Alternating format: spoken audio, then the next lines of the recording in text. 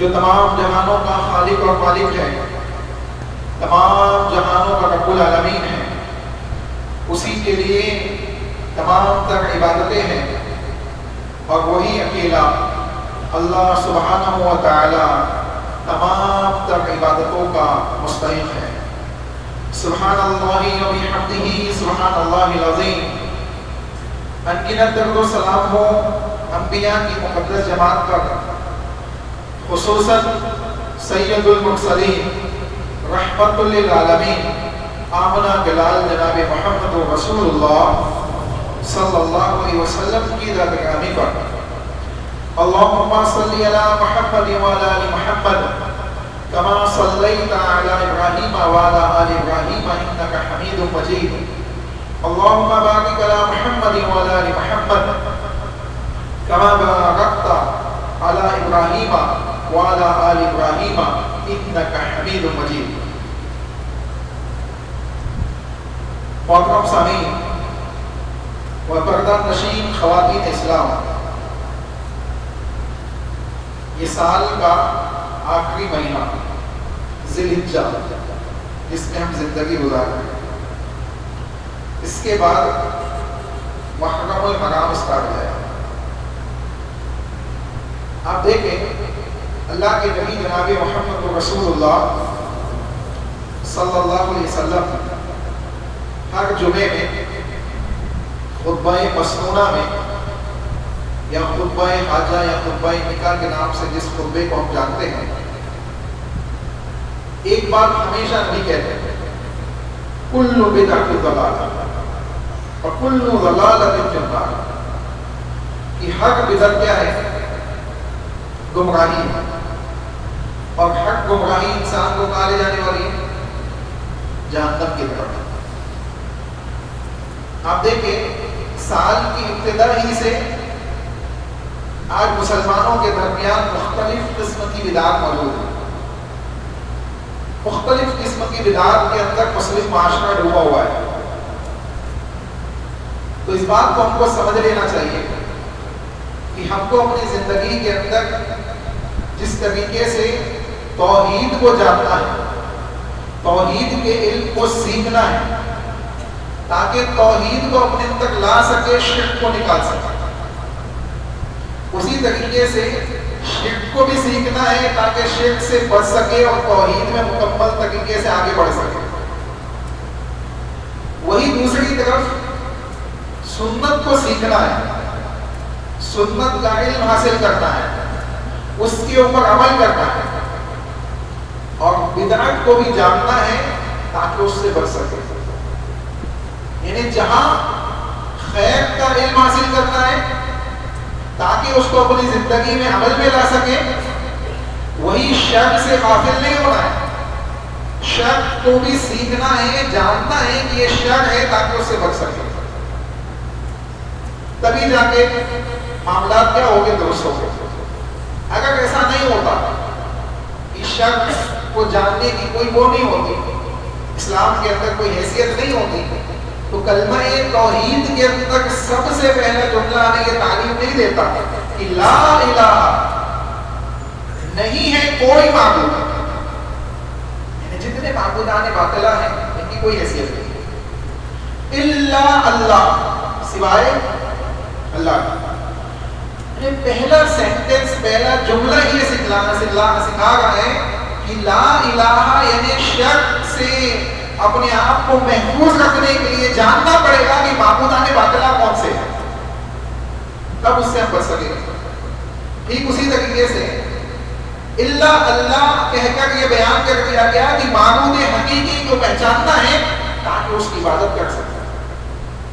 اسی طریقے سے سنت اور بدعت کا معاملہ ہے۔ انشاءاللہ آج سے ہم ایک نیا ٹاپک سٹارٹ کریں گے۔ وہ ٹاپک کیا ہے؟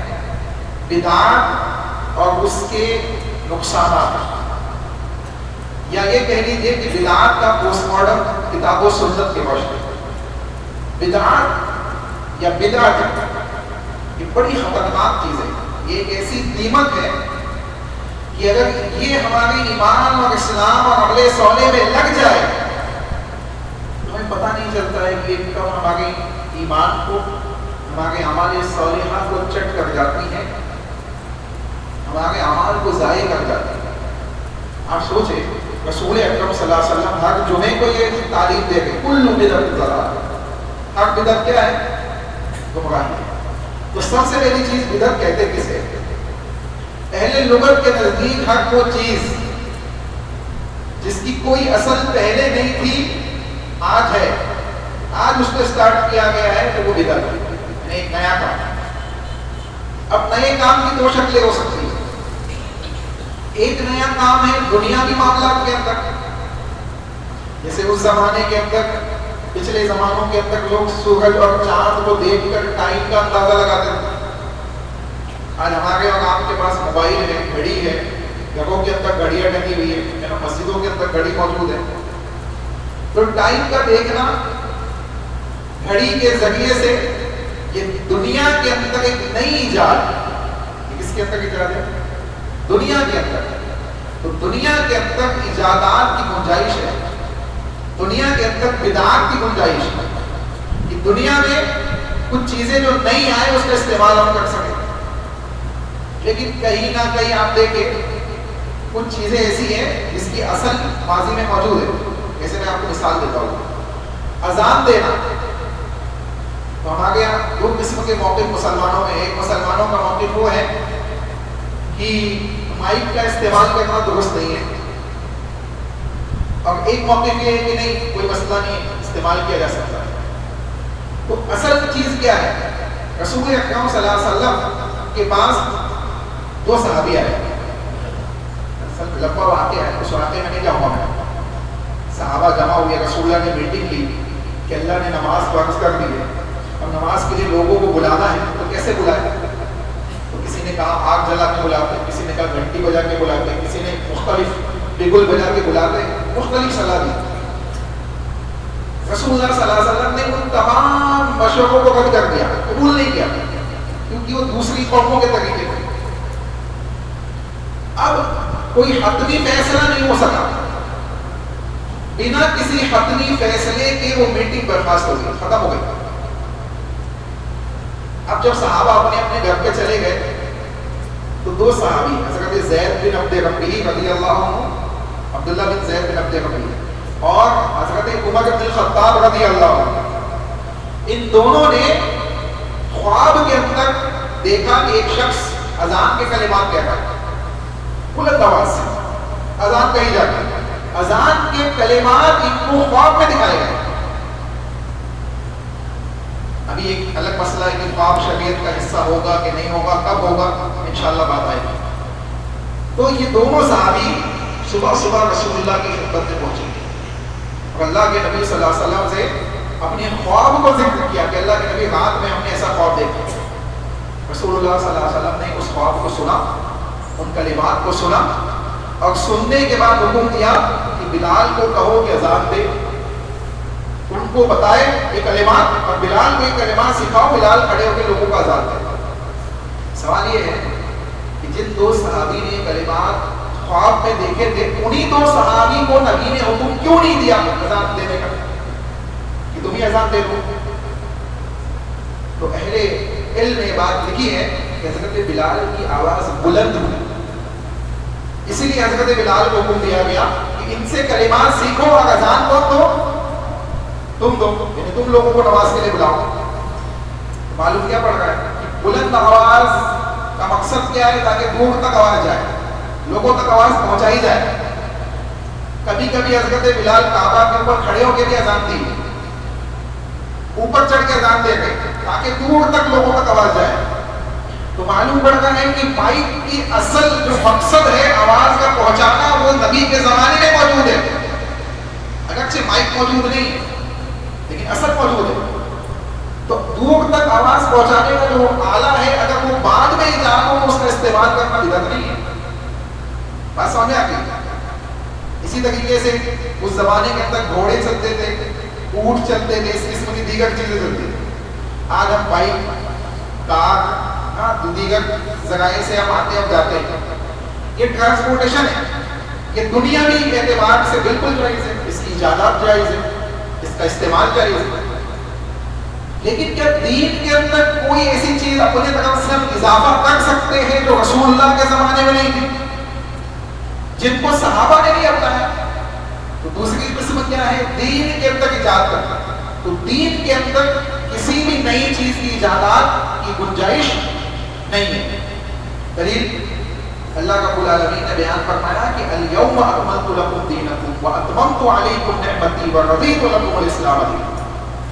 ایک ایسا دین اللہ نے دیا ہے جس پہ سیل لگا دی گئی، اس میں مہر لگا دی گئی ہے، اس میں کوئی چیز اندر جانے کی اور کوئی چیز باہر نکالنے کی گنجائش ہی نہیں ہے۔ اللہ کہہ رہا ہے الیوم اکملت لکم دینکم، میں نے تمہارے دین کو مکمل کر دیا۔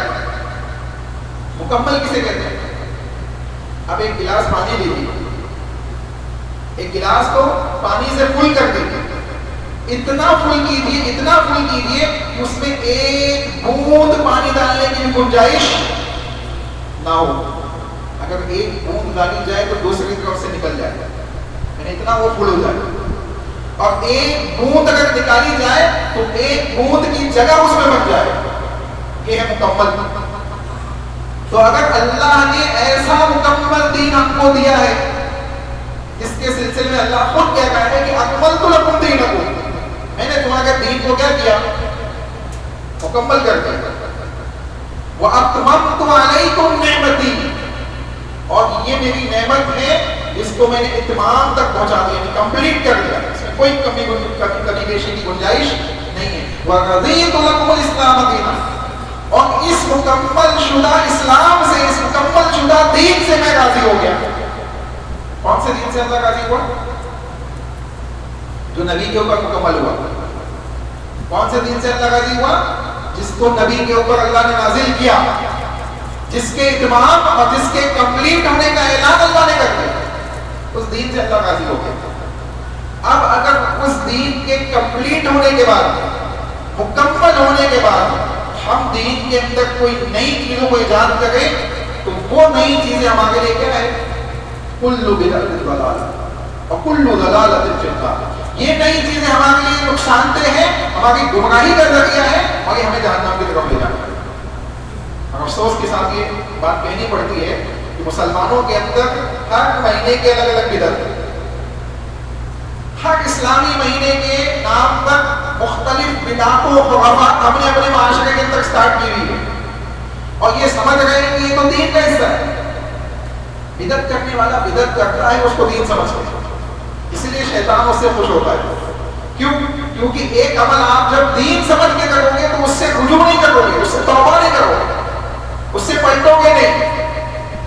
لیکن ایک عمل ایسا ہے جس کو آپ سمجھ رہے ہیں کہ عمل غلط ہے، یہ گناہ ہے، یہ گناہ ہے، آپ سے ہو جاتا ہے، آپ اس سے رک نہیں پا گئے، تو کم از کم یہ گنجائش ہے کہ ایک وقت کے بعد اللہ آپ کو ہدایت دے دے، آپ کو توفیق دے دے، آپ کا ضمیر آپ کو جھنجھوڑ دے، اس سے پلٹ جاؤ، یہ گناہ کا کام ہے۔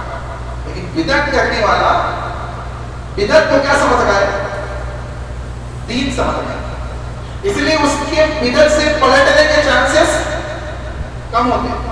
اس لیے شیطان بڑا خوش ہوتا ہے کسی انسان کو اگر بدعت میں مبتلا کر دے، وہ زیادہ خوش ہوتا ہے۔ چنانچہ اللہ نے کہا ان الدین عند اللہ الاسلام، اللہ کے نزدیک قابل قبول دین کون سا ہے؟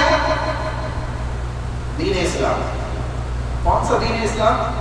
ہمارے زمانے کا دین اسلام، made in India, made in Pakistan, made in China جو ہمارے یہاں چلتا ہے، ایشیا والا، جس میں مختلف خرافات ہیں اسلام کے نام پر، مختلف بدعات ہیں اسلام کے نام پر، مختلف شرکیہ اعمال و عقائد ہیں اسلام کے نام پر۔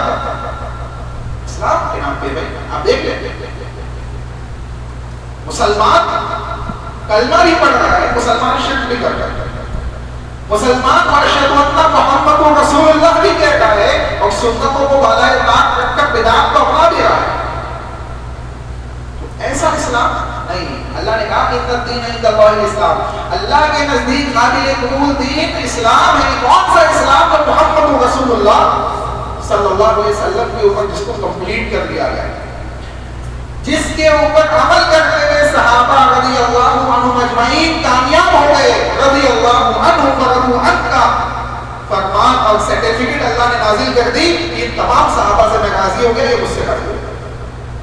اب اس کو یوں سمجھ لیں، صحابہ کے سلسلے میں اللہ رب العالمین نے ایک واضح فرمان بیان کیا، دو باتیں، ایک کہا فَإِنْ آمَنُوا بِمِثْلِ مَا آمَنْتُمْ بِهِ فَقَدْ اهْتَدَوْا۔ صحابہ کو اللہ نے پیمانہ بنایا راہ حق صراط مستقیم پہ گامزن ہونے کے لیے، اس کو ڈھونڈنے کے لیے، اس کو تلاش کرنے کے لیے، اور اپنی زندگی کو اس راستے میں لانے کے لیے جس کے لیے صبح اور شام ہم نمازوں میں دعا کرتے ہیں اہدنا الصراط المستقیم، اے اللہ تو مجھے صراط مستقیم کے رہنمائی کر دے، اس کی ہدایت دے دے۔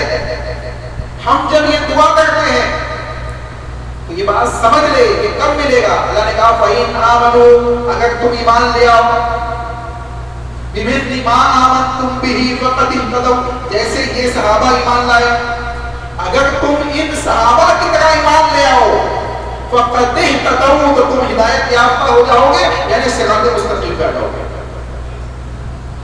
یعنی صراط مستقیم پہ گامزن ہونے کے لیے جن لوگوں کو دیکھنا ہے، شخصیت کو دیکھنا ہے، وہ شخصیت محمد رسول اللہ کی ہے، اور جس جماعت کو دیکھنا ہے وہ جماعت صحابہ کی ہے۔ یہ جماعت صحابہ کی، کیوں؟ کیونکہ یہ صحابہ شاگرد ہیں، ان کے استاد کون ہیں؟ محمد عربی صلی اللہ علیہ وسلم۔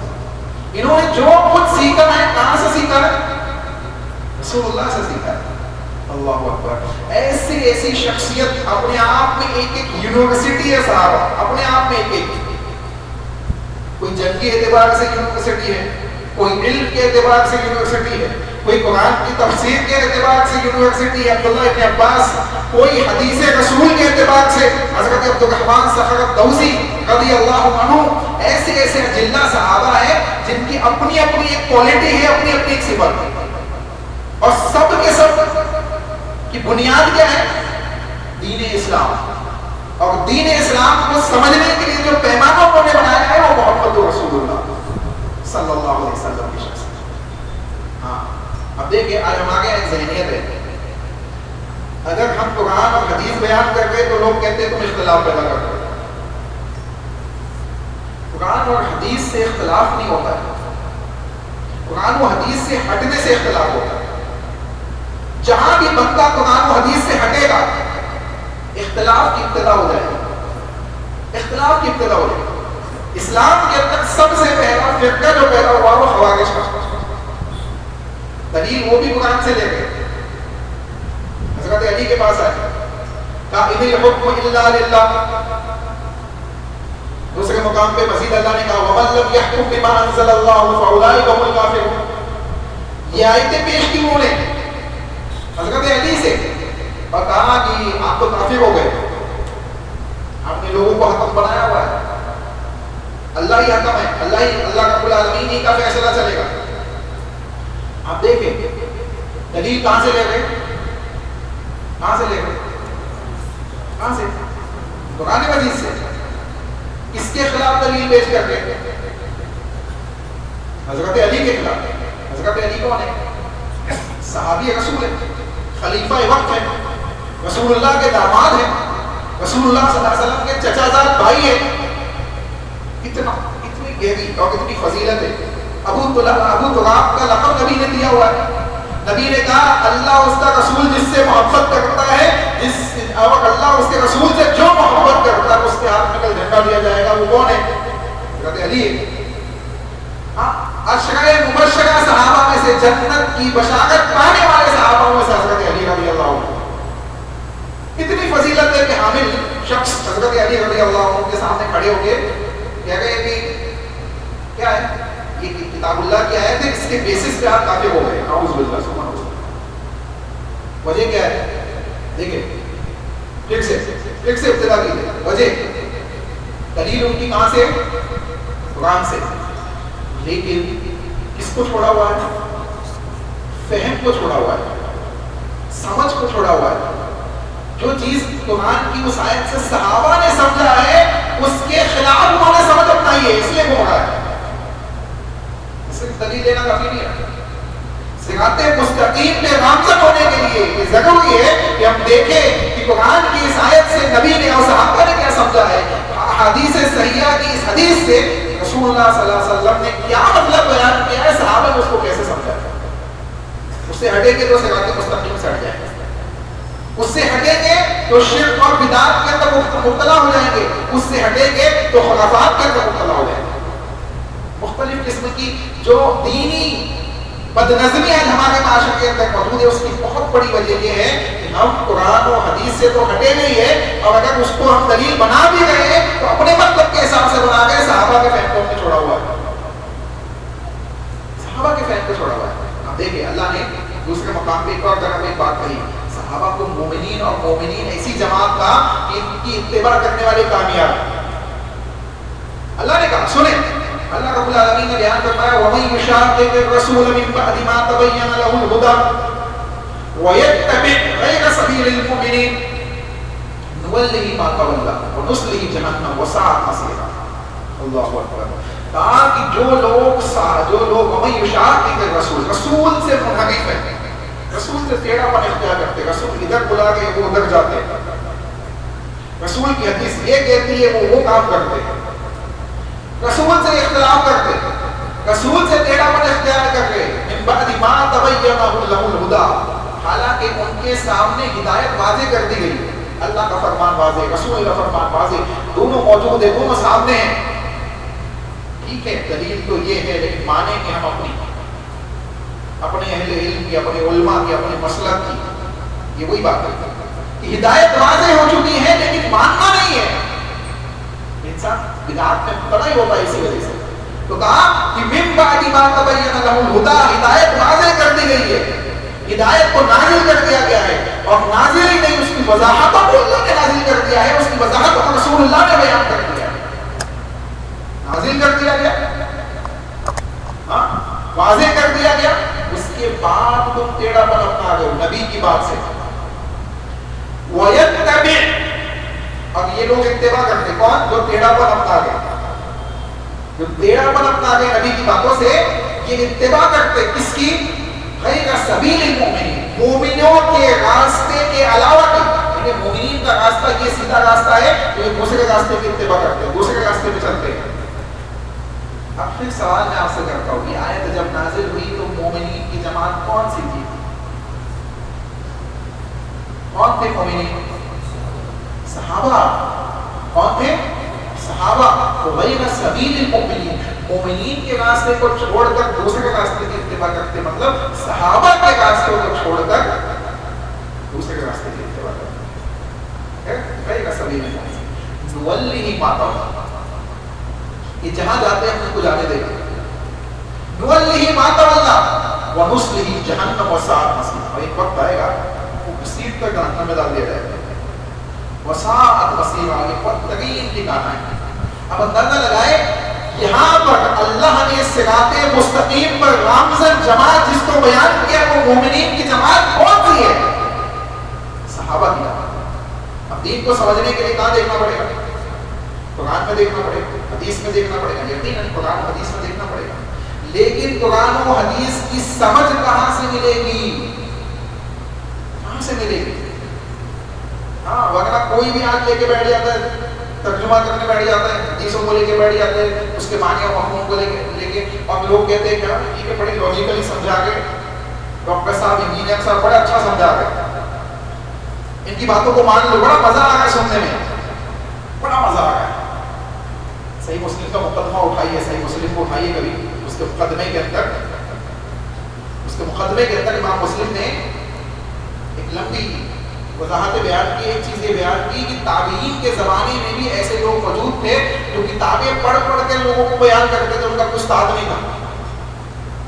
تو ایسے کئی لوگ تھے، ایک تو نہیں کئی لوگ موجود تھے، لیکن ان کی باتوں کو لوگ سنتے نہیں تھے. کیوں؟ کیونکہ ان کا کوئی استاد نہیں تھا، انہوں نے استاد سے علم حاصل نہیں کیا. تو انسان کے بدعات میں مبتلا ہونے کی ایک بہت بڑی وجہ یہ ہوتی ہے کہ وہ یہاں وہاں سے کچھ بھی لے لیتا ہے. اس کو چاہیے کہ علم کا سورس اس کا صحیح ہو. علم کا سورس صحیح ہوگا تو بہت سے فتنوں سے انسان محفوظ رہے گا. چنانچہ خوارج نے بھی یہی کیا، قرآن کو پڑھا، ترجمہ پڑھ کے آ گئے حضرت علی کے پاس. حضرت علی نے کہا کلمۃ حق، جو بات کہہ رہے وہ صحیح ہے، جو کلمہ پڑھ کے، جو قرآن کی آیت پڑھ کے وہ حق ہے، وہ حق ہے، اس میں کوئی شک نہیں ہے. لیکن تو اس سے مطلب لے رہے ہو وَيُرِيدُ بِهَا الْبَاطِلَ، اس سے جو مطلب تم اخذ کر رہے ہو وہ باطل ہے، وہ صحیح نہیں ہے، صحیح نہیں ہے. اور آپ اندازہ لگائے ایک بڑی تعداد تھی خوارج کی، حضرت علی کے زمانے میں. اور عبداللہ ابن عباس رضی اللہ عنہ اور کچھ صحابہ گئے ان کو سمجھانے کے لیے. 20-22 ہزار لوگوں کی تعداد میں لوگ بیٹھے ہوئے تھے. انہوں نے ایک سوال, سب سے پہلا سوال کیا کہ یہ بتاؤ, یہ ہم کھڑے ہیں, ادھر صحابی رسول کھڑے, ان کے ساتھ جو سمجھانے آئے وہ کھڑے, اور خوارج کی ایک جماعت بیٹھی ہوئی ہے. انہوں نے ایک سوال کیا, کہا یہ بتاؤ تم میں سے ایسا شخص کون ہے جس نے نبی کے ساتھ زندگی گزار دی؟ 20-22 ہزار لوگوں میں ایک بھی بندہ ایسا نہیں تھا جو رسول اللہ کے صحابہ میں سے ہو. اندازہ لگائے. انہوں نے پھر سمجھایا ان کو دین کی باتیں, قرآن و حدیث سے دلائل پیش کیے, لوگوں کو سمجھایا. ایک بڑی تعداد نے اصلاح کی, جن کی تعداد تقریباً 3000 یا 2500 لوگ پہلے علم نے لکھی ہے. انہوں نے اصلاح کی اور رجوع کیا اپنے اس عقیدے سے, اس باطل عقیدے سے, اور لوٹ کر صحابہ کے پاس آئے. انہوں نے اصلاح کی. اس بات کو سمجھے, اسے قرآن پڑھ لینا کافی نہیں ہے, ہمارا ترجمہ چلتا ہے. ہمارا کیا چلتا ہے؟ ورڈ ٹو ورڈ ترجمہ کر لو بس کافی ہے, اور مطلب کچھ بھی لے لو چلے گا. پکڑ نہیں ہوگی اللہ کے, ہوگی کہ نہیں ہوگی؟ تو صرف ترجمہ پڑھ لینا کافی نہیں ہے. آپ دیکھیں افسوس کی بات ہے, اس لیے جمعے میں کلاس ہوئی, سنڈے جمعے کی کلاس, عقیدے کی کلاس, مشکل سے 3 لوگ بیٹھے ہوئے ہیں. یہ ہمارا علمی معیار ہے, یعنی علم کی جستجو کیا ہے ہمارے اندر. ہم سوچے تو پھر ہم بدعتوں و خرافات میں مبتلا نہیں ہوں گے تو کیا ہوگا؟ بدعت کو ہم دین نہیں سمجھیں گے تو کیا کریں گے؟ جب علم کو سیکھنے کے لیے ہمارے پاس مقصد نہیں ہے, ہم آدھا پون گھنٹہ نہیں نکال سکتے ہفتے میں 2 دن. ایک سنڈے کی کلاس ہوتی ہے, اس میں دیکھ لیتا تھا, اور جمعے کی کلاس جو عقیدے کی ابھی اسٹارٹ کی گئی اس میں دیکھ لیا. اندازہ ہو جاتا ہے کہ علم دین کو سیکھنے کے لیے ہماری جستجو اور اس کی جدوجہد کس لیول کی ہے. لوگ سمجھانے کے لیے تیار ہے, لوگ پڑھانے کے لیے تیار ہے, پڑھنے والے موجود نہیں ہیں. اور ایک زمانہ وہ تھا جب علاقوں کے اندر پڑھائی کے ذرائع نہیں تھے, 3 مہینہ لوگ سفر کرتے تھے ایک حدیث کو سننے کے لیے, ایک حدیث کو سننے کے لیے. اور اگر اس میں بھی جا کے پتہ چل جائے تو حدیث بیان کرنے والا امین نہیں ہے تو اسے حدیث نہیں لیتے. امانتدار نہیں ہے تو حدیث امام بخاری کے واقعہ اٹھا کے پڑھیے, آپ امام مسلم کے پڑھیے, محدثین نظام کے واقعات بڑے بڑے کتابوں کے اندر کہ انہوں نے علم کے لیے کیسی جستجو کی ہے. کہ دین جو آج قرآن و حدیث کی شکل میں محفوظ ہے ہمارے پاس, یہ نعمت ہے اللہ رب العالمین کی طرف سے, اور وہ ذریعہ بنے ہیں. ان کو پہنچانے والے کون؟ جو تابعین, تبع تابعین میں محدثین نظام تھے, یہ ذریعہ بنے ہیں. اس لیے آج ہمارے پاس محفوظ ہے. انہوں نے بڑی محنتیں کی ہے, بڑی محنتیں, اور چلچلاتی ہوئی دھوپ میں بھوک پیاس کسی چیز کا فکر نہیں کی. اس چیز کی ذہن میں بات تھی کہ علم سیکھنا ہے, قرآن و حدیث کو حاصل کرنا ہے, لوگوں کے لیے محفوظ کرنا ہے, پہنچانا ہے آگے. تب جا کے 1450 سال بعد بھی آگے دین ہمارے سامنے قرآن و حدیث کی شکل میں موجود ہے, محفوظ ہے, محفوظ ہے. آپ سنیں, اس کی اہمیت سمجھے کہ ہمیں صراط مستقیم پہ گامزن رہنا کتنا ضروری ہے. رسول اکرم صلی اللہ علیہ وسلم کے اوپر اللہ نے آیت نازل کی, کہا گیا, اللہ کے نبی صلی اللہ علیہ وسلم سے کہا گیا, نبی ان سے کہہ دیجئے وَأَنَّ هَذَا صِرَاطِي مُسْتَقِيمًا فَاتَّبِعُوهُ, ان سے کہہ دیجئے کہ یہ سیدھا راستہ میرا سیدھا راستہ ہے, اس کا نبی کا. وَأَنَّ هَذَا صِرَاطِي مُسْتَقِيمًا فَاتَّبِعُوهُ وَلَا تَتَّبِعُوا السُّبُلَ, یہ سیدھے راستے کی اتباع کرو, اور وَلَا تَتَّبِعُوا السُّبُلَ, بہت سے راستوں کے پیچھے مت چلو. ہمارے یہاں کہا جاتا ہے کہ 4 راستے صحیح ہے, کچھ کہتے ہیں 5 راستے صحیح ہے.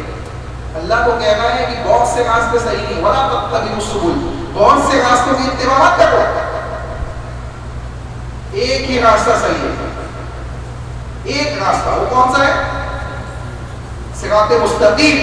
اور وہ صراط مستقیم کہاں سے جاتا ہے؟ وہ دیکھو, اس کو سمجھو آپ. وَاعْتَصِمُوا بِحَبْلِ اللَّهِ جَمِيعًا, اللہ کی رسی کو مضبوطی سے پکڑ لو, اللہ کی رسی کو مضبوطی سے پکڑ لو. وَأَنَّ هَذَا صِرَاطِي مُسْتَقِيمًا فَاتَّبِعُوهُ, یہ اللہ کا سیدھا راستہ ہے, اس کی اتباع کرو. یہ میرا سیدھا راستہ ہے، اس کی اتباع کرو. دونوں آیتوں کو سامنے رکھو. اب امت محمدیہ ہے، اس امت محمدیہ کو اگر اللہ سے جوڑنا ہے تو اس کے لیے راستہ کون سا ہے دنیا میں؟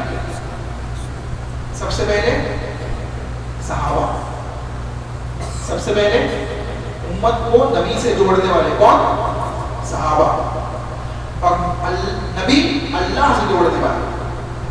اس لیے کہا گیا من یطع الرسول فقد اطاع اللہ، جس نے رسول کی اتباع کی اس نے اللہ کی اطاعت کی. تو جو نبی صلی اللہ علیہ وسلم ہی کو چھوڑ دے وہ اللہ کو پا نہیں سکتا، اور جو صحابہ کو چھوڑ دے وہ رسول اللہ کو نہیں پا سکتا، رسول اللہ تک نہیں پہنچ سکتا. تو بدعت کی ابتدا یہی سے ہوتی ہے کہ جب ہم اللہ کو چھوڑ، صحابہ کو چھوڑتے، رسول کو چھوڑتے، تو آٹومیٹکلی بدعت و خرافات ہمارے اندر داخل ہوتے چلے جاتے. رسول اللہ صلی اللہ علیہ وسلم نے اس آیت کریمہ کی تشریح کے اندر ایک حدیث بیان کی، لمبی حدیث ہے، مسند احمد ابن حبان اور دیگر کتب حدیث کے اندر موجود ہے. اوتھینٹک حدیث، علامہ البانی وغیرہ نے اس کو صحیح کہا. عبداللہ ابن مسعود حدیث کے راوی ہے، کہتے ہیں وقت وہ اللہ کے نبی صلی اللہ علیہ وسلم سے نقل کرتے، خط رسول اللہ صلی اللہ علیہ وسلم خط، نبی نے ایک لکیر کھینچی، نبی صلی اللہ علیہ وسلم نے ایک لکیر کھینچی، وہ خط یمینی وعن شمالی، اور اس کے دائیں جانب بائیں جانب بھی کچھ لکیریں نبی صلی اللہ علیہ وسلم نے کھینچی. اور وہ سیدھی لکیر جو سیدھی والی کھینچی تھی اس پہ رسول اللہ نے اپنی انگلی رکھی، فقال وَأَنَّ هَذَا صِرَاطِي مُسْتَقِيمًا فَاتَّبِعُوهُ. وَتَلَا رسول اللہ صلی اللہ علیہ وسلم، اور نبی اکرم صلی اللہ علیہ وسلم نے قرآن مجید کی آیت پڑھی وَأَنَّ هَذَا صِرَاطِي مُسْتَقِيمًا فَاتَّبِعُوهُ. لوگوں یہ میرا سیدھا راستہ ہے، اس کے اوپر چلنا ہے، اس کے اوپر چلنا ہے. اور جب تم اس پہ چلو گے دائیں سے بائیں سے شیاطین تم کو دعوت دے گا، شیطان تم کو بلائے گا، اس شیطان کے شر سے محفوظ رہنا اور اس سیدھے راستے پہ چلتے جانا یہاں تک کہ تم اس دنیا سے چلے جاؤ، انشاءاللہ کل آخرت میں کامیاب ہو جاؤ گے. مسئلہ یہ ہے کہ ہمارے یہاں سب سے بڑا مسئلہ یہ ہے کہ ہم اس بات کو سمجھنے کے لیے جستجو نہیں کر رہے، اللہ سے دعائیں نہیں مانگ رہے کہ اللہ ہم کو صراط مستقیم پہ چلا دے، اس پہ قائم کر دے، اس پہ نامزد کر دے، اور آخر کے ساتھ ساتھ اس کی حفاظت کرنے کی توفیق عطا فرما. بس زندگی گزر گئی ہے، صبح شام ختم. جستجو کیجیے جس دین پہ عمل کر رہے وہ دین کیا ہے، وہ دین کیا ہے. ایسا ہی نہیں ہے، ایسے ہی کامیابی نہیں ملنے والی. چنانچہ اگر ہم بدعات و خرافات سے بچنا چاہتے ہیں تو سب سے پہلی چیز اور سب سے بنیادی چیز یہ سمجھ لیں کہ جب بھی ہم سنت کو چھوڑیں گے، یعنی سنتوں سے منحرف ہوں گے اور سنتوں کی احادیث آنے کے باوجود اس کو تسلیم نہیں کریں گے، ہمارے اندر نئی نئی بدعات ایجاد ہوتی چلی جائے گی. دیکھیں پہلے مہینے سے بدعت اسٹارٹ ہوتی ہے، پہلے مہینے محرم میں الگ بدعت، اس سفر میں الگ بدعت، پھر ربیع الاول آتا ہے اس میں بدعت، اس میں حقیقت ہے معاشرے کی. اور وجہ پھر ادھر رجب، اس میں پھر معراج کے واقعات وہ الگ. یہ سب نے کہ یہاں جتنے آپ اعمال کر رہے ہیں نا دین سمجھتے ہوئے، کبھی جھانک کے دیکھے رسول اللہ صلی اللہ علیہ وسلم نے کیا، صحابہ نے کیا. اسلامی نئے سال کے نام سے مبارکبادیں چالو ہو جاتی ہے اسٹارٹنگ سے، نیا سال نیا سال نیا سال. اس نئے سال کی پہلی تاریخ کو کون شہید ہوا تھا؟ پوچھے کون شہید ہوا تھا؟ پتا نہیں کہ مسلمانوں کو. رسول اللہ صلی اللہ علیہ وسلم کی ہجرت سے ابتدا ہوتی ہے نا سال کی، کہاں سے ہوتی ہے؟ حضرت عمر کا جو کیلنڈر بنایا تھا اس کی بیس کہاں رکھی تھی؟ رسول اللہ کی ہجرت کو اس کی بیس بنائی تھی. تو رسول اللہ کی ہجرت کے واقعات کو پوچھ لے مسلمانوں سے کہ نبی نے ہجرت کی تو کیا کیا رسول اللہ کے ساتھ واقعہ پیش آیا بیچ میں. اللہ برحیم ربی، اس پہ اللہ رحم کرے، ورنہ اکثر بیشتر معلوم ہی نہیں ہے. کون سی صحابیہ تھی جو توشہ لا کے دیتی تھی، رسول اللہ کو لا کے کھانا وغیرہ دیتی تھی. حضرت اسماء بنت ابی بکر رضی اللہ عنہ.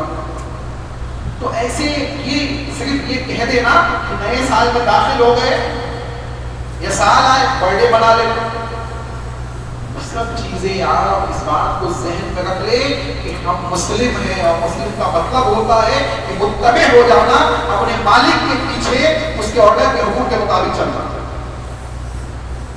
मुस्लिम कहते किसे? उस ऊँट को जिसकी नकील उसके मालिक के हाथ में है।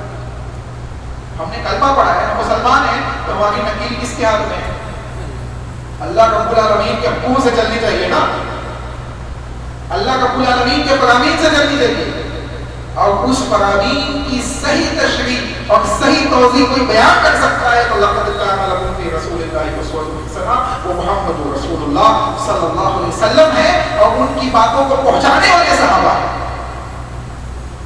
दोनों को नहीं छोड़ सकते, जहाँ अल्लाह की किताब को नहीं छोड़ सकते, रसूलुल्लाह की हदीस को नहीं छोड़ सकते, वही इन दोनों को समझने के लिए फ़हमे सहाबा और मनहज सहाबा को नहीं छोड़ सकते। अगर इनको छोड़ दिया जाए तो शिर्क एक तरफ से दाखिल होगा, एक तरफ से बिदात दाखिल होगी और हम और आप बर्बाद हो जाएंगे, दुनिया भी बर्बाद, आखिरत भी बर्बाद। ना इसको छोड़ा जाएगा ना इसको छोड़ा जाएगा, दोनों को सामने रखकर फहम किसका लिया जाएगा? सहाबा का। आखिरी चीज आप अंदाजा लगाए, हमारे यहाँ बड़ी बड़ी बिदात को भी लोग मामूली समझते हैं, बड़ी बड़ी बिदात। रसूल अकरम सल्लल्लाहु अलैहि वसल्लम की वफात हुई, रसूलुल्लाह की वफात के बाद मस्जिद नबवी के अंदर कुछ लोगों को देखा गया कि उन्होंने क्या किया, तस्बीह पढ़ने के लिए कुछ कंकरी जमा कर दी, हम लोग हाथ पे गिनते हैं, है ना? उन्होंने क्या किया, कंकरियां जमा कर ली, कुछ छोटे छोटे पत्थर जमा कर लिए और एक एक पत्थर उठाते सुभान अल्लाह सुभान अल्लाह सुभान अल्लाह सुभान अल्लाह अल्हम्दुलिल्लाह अल्हम्दुलिल्लाह, ऐसे तस्बीह पढ़ते। एक सहाबी रसूल गालिबन अब्दुल्लाह इब्न मसऊद का वहाँ से गुजर था, उन्होंने देखा कि कुछ लोग इस किस्म के काम कर रहे हैं, मामूली चीज़ थी, इग्नोर कर सकते थे, सोच सकते थे कि क्या इसमें क्या हर्ज है, इसमें क्या हर्ज है? रसूलुल्लाह ने उंगलियों पे सिखाया है, ये तस्बीह इस पे पढ़ गए कंकरी पे, क्या हर्ज है इसमें? लोग गए एक दूसरे साहबी के पास, अब्दुल्लाह इब्न अब्बास वगैरह के पास गए, कहा कि मैंने मस्जिद नबवी के अंदर एक ऐसा काम देखा है जो नबी के ज़माने में नहीं था। लोग पत्थरों पे कंकरियों पे तस्बीह गिन गए, वापस आए और लोगों को समझाया कि अभी नबी की कब्र की मिट्टी सूखी भी नहीं है, तुमने दीन के अंदर बिदात डाल दी, तस्बीह पढ़ना कौन सा गलत अमल है? ये छोटा सा अमल भी वो बर्दाश्त नहीं कर रहे, क्यों? क्योंकि दीन के अंदर नया काम इजाद करना जायज नहीं है। नबी ने उंगली पे गिना, तुम उंगली पे गिनो, अल्लाह ने उंगली दी है ना, नहीं भी दी है तो बिना उंगली के यूं ही अंदाजे से गिनो, कोई मसला नहीं है, ज्यादा हो कम हो अल्लाह रब्बुल आलमीन माफ करने वाला। लेकिन बिदात की गुंजाइश नहीं है। इंशाअल्लाह इसकी ये तो एक तमहीदी बात थी जो आपके सामने इस मौजू की इब्तिदा में रखी गई, चंद बातें तमहीदी थी। इंशाअल्लाह अगले जुमे से बिदात के माने मफ़हूम से लेके बिदात के क्या नुकसानात हैं हमारे माशरे के अंदर और कैसी कैसी बिदात हमारे माशरे के अंदर मौजूद है, वो तमाम चीज़ें इंशाअल्लाह अल्लाह की तौफीक से आपके सामने की जाएगी। अल्लाह रब्बुल आलमीन से दुआ है कि जो बातें कुरान और हदीस की रोशनी में हम कहते और सुनते हैं उसके मुताबिक हम सबको अपनी ज़िंदगियों की इस्लाह करने की तौफीक अता फरमाएं, जो खताएं हमसे हुई उसे माफ़ फरमाएं, जो गलतियाँ जो गुनाह हमसे सरजद हुए से माफ़ फरमाएं। अल्लाह हम गुनहगार हैं, खताकार हैं, हमारी गलतियों को हमारे गुनाहों को माफ़ फरमा। अल्लाह जो मौजूद है उनको अपनी ज़िंदगियों की इस्लाह करने की तौफीक अता फरमा। अल्लाह जो जा चुके हैं उनकी मग़फ़िरत फरमा। अल्लाह जो इस दुनिया से जा चुके हैं उनकी खबरों को जन्नत का बाग बना। अल्लाह उनके लिए जन्नत के बिस्तरों को बिछा दे, जन्नत की खिड़कियों को खोल दे। अल्लाह अज़ाब क़ब्र से उनको महफूज फरमा ले। अल्लाह हमें भी जाना है, उस कब्र में होने वाले मामलात में हमारे लिए आसानियाँ पैदा फरमा, उसमें होने वाले सवाल और जवाब में हमें कामयाबी अता फरमा।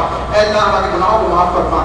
अल्लाह अज़ाब क़ब्र से, दज्जाल के फितने से, अल्लाह दुनिया व आखिरत के दुनिया की ज़िंदगी के अंदर मौजूद शर व फसाद से और कर्ज़ और दीगर आज़माइशों से हम सबको महफूज फरमा। अल्लाह हमारे लिए मामलात को आसान फरमा। अल्लाह ज़मीन से आसमान से उठने वाले फितनों से हमें महफूज फरमा। अल्लाह हमें नेकियों की तरफ लौटने की तौफीक अता फरमा। अल्लाह शिर्क को छोड़कर तौहीद की तरफ और बिदात को छोड़कर सुन्नत की तरफ लौटने की तौफीक अता फरमा। अल्लाह कुरान और हदीस को फहमे सहाबा के साथ समझकर ज़िंदगी गुजारने की तौफीक अता फरमा। अल्लाह जो बातें कुरान और हदीस के सिलसिले में, कुरान और हदीस की रोशनी में हम सुनते सुनाते हैं उसके मुताबिक अपनी ज़िंदगियों की इस्लाह करने की तौफीक अता फरमा। अल्लाह یہ مسجد زمین پہ تیرے گھر ہے، اے اللہ ان کی حفاظت فرما، اے اللہ ان کی حفاظت فرما، اے اللہ ان سے جڑ کر زندگی گزارنے والوں کو دنیا و آخرت میں کامیابی عطا فرما، اے اللہ ان سے جڑ کر زندگی گزارنے والوں کو دنیا و آخرت میں خیر و برکت سے نواز دے، اے اللہ اپنی رحمتوں میں ڈھانک لے، اے اللہ اس میں اپنے مال و دولت کو، اپنے اوقات کو، اپنی زندگیوں کو لگانے والوں کو تو محفوظ فرما، ان کے لیے دنیا و آخرت میں معاملات کو آسان فرما، اے اللہ کل میدان محشر کی سختیوں سے ہمیں محفوظ فرما، اے اللہ میدان محشر میں عرش کے نیچے ہمیں سایہ عطا فرما، حوض کوثر سے جام عطا فرما، محمد رسول اللہ صلی اللہ علیہ وسلم کی شفاعت میں، شفاعت کبریٰ میں ہمیں شامل فرما، اے اللہ ٹوٹے پھوٹے انداز میں، ٹوٹے پھوٹے الفاظ میں جو دعائیں ہم مانگتے اس کو قبول فرما لے، جو مانگنی باقی رہ جائے اسے بنا مانگے عطا فرما دے، آمین۔ ربنا تقبل منا انک انت السمیع العلیم وتب علینا انک انت التواب الرحیم برحمتک یا ارحم الراحمین۔